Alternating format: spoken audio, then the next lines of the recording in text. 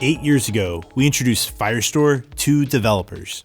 And 8 years ago, we started to frequently get this one feature request.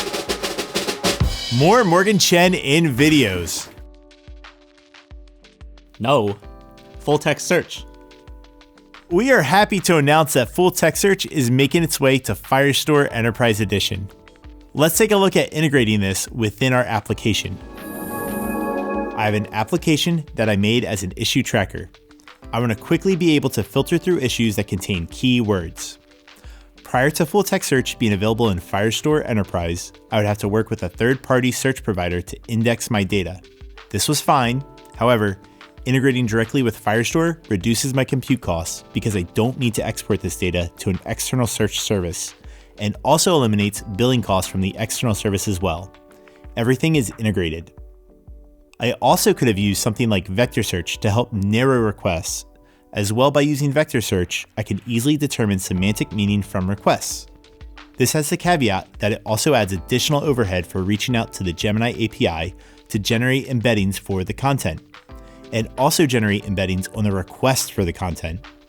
And if my content was too large to generate embeddings from, I would need to come up with a chunking strategy to divide my content into smaller chunks. Having said that, let's examine my example a little more closely to get started.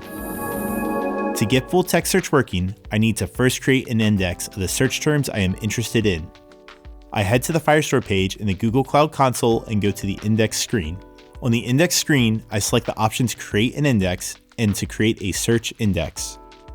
On the Create Search Index screen, I give my index a name, a search type, either text or geo, the collection ID, in my case it's issues since that is where my issues are stored, and the field I want to index on for full text search.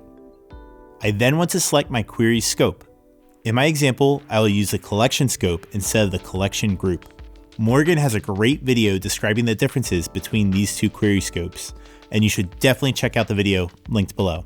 And we click create. Now we wait for the index to be built.